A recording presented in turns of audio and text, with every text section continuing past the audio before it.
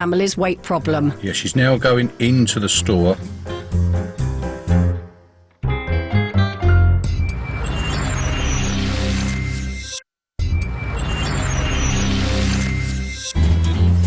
In the last decade, Britain's eating habits have undergone a revolution. Dining out used to be a treat. Now it's become the norm, and it seems to be turning us into a nation of fatties.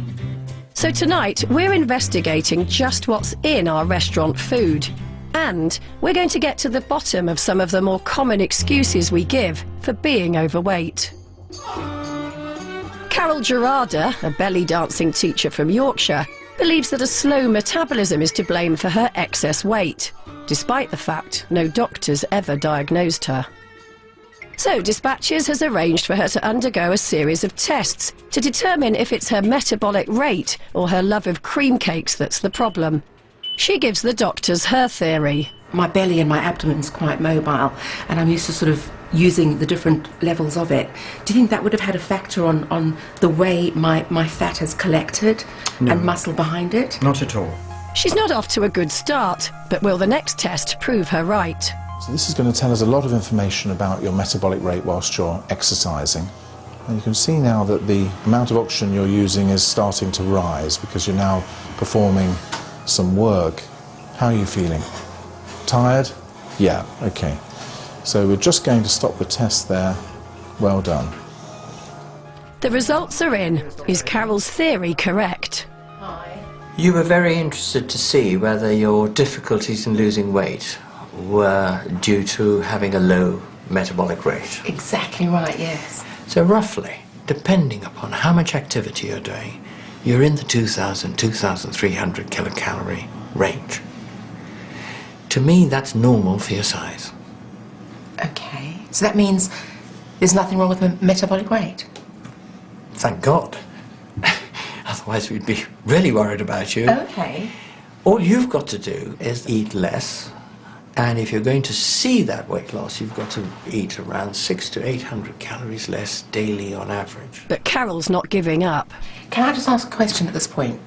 Does that mean that it's not just any 1,400 calories a day, but it's calories taken from vegetables or cheese or egg?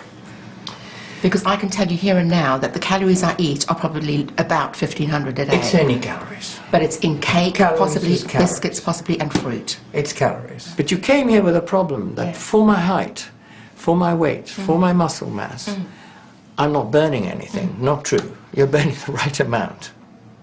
The error is in the calorie counting of the food. There is also that you're relatively unfit. So despite the fact that you lead an active life, there's more you can do with exercise. More. You can actually teach less and do more. How come when I'm in hospital on a drip for 5 days, not eating anything, unable to eat physically, I don't lose anything? But I think our point is that you're going to lose weight over months and months, Yeah. not I days. hear exactly what you say, and I want to put it to the test, and I'm prepared to do exactly what you tell me to prove to you that it's not the amount of calories, it's what you eat. Because the reason I'm saying that is because when I have not eaten for 3 days, I don't lose not even half a pound of water, and that's been proved at the London hospital as well. Well, I just question the scales. I'm sorry. They hospital scales. Well, I don't think that means they're accurate. If you actually get bogged down with thinking that if you eat nothing, you can't lose weight, you have to accept that that is a physical impossibility that will not be believed by any sensible person in the world. So exercise alone is not going to do it. It still has to be food restriction. Right. And that message has to be very clear.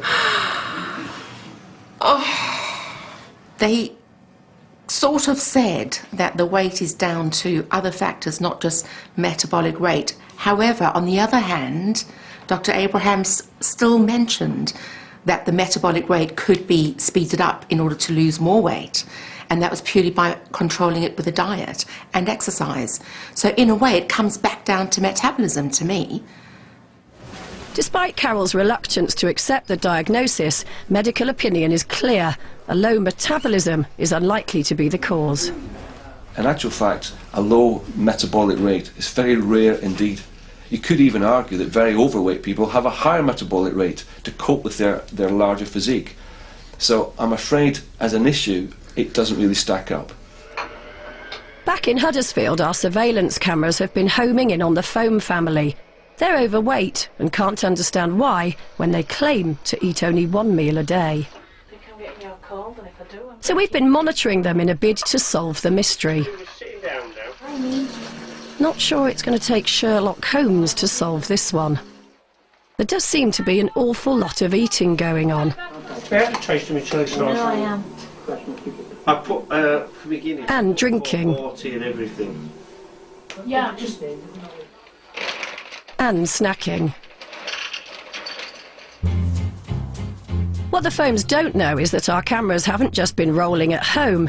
We've employed a private investigator to secretly watch them outside too.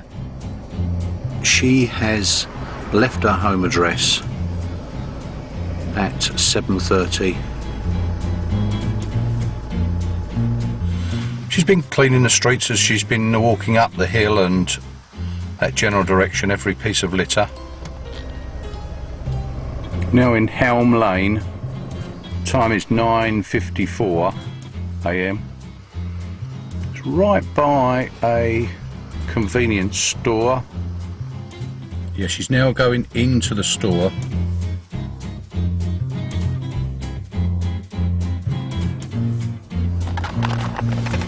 Right, she is eating now.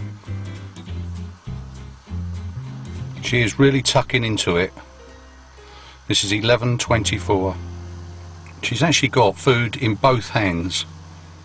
Remember Trudy said she never has lunch? I wonder what she'll say when we show her the footage later. Not knowing how the calories in food stack up is not just a problem for adults. At the moment, 1 in 10 primary school children is either overweight or obese as the result of a bad diet. That figure is set to rise to a staggering 1 in 3 by 2010. So, do parents have the faintest clue about the calories when they take their children out to eat? I hit the streets armed with the children's menu from the Harvester. Fish chips and beans, yeah? OK. Let's have a look at the calories. 566 calories. burger with chips and beans. That would be for you, OK. And what about you? Same one, yeah? OK. So, Mum, how many calories do you think there is in that meal? 700. 700. Not bad. 796. Which of those two would you have? Sunday best strawberry sauce. Yeah? Same again. Do you do everything the same routine? Yeah, she copies everything. How many calories do you think there are in that, Mum? 400. 400. Oh, not bad. 227. With a Coke, your meal came to a total of 1,162 calories. Mum, if I was to say to you that the government recommendation for a primary school-aged child for lunch is 557 calories. So that's double from a children's menu. That's double the calories. Yeah. You're obviously shocked by that. Yeah. The children's meal, I think, is a real shocker in contemporary societies. The idea that on a menu you should have the least healthy option is being served, you know, to a new generation is something rather scandalous. It reflects, I think, the desire we all have to give children the food they most like.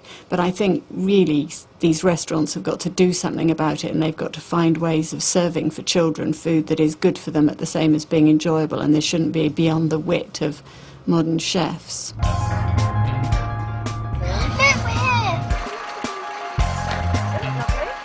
Adults who eat out usually get a wide variety of dishes to choose from, but when it comes to children's menus, the catering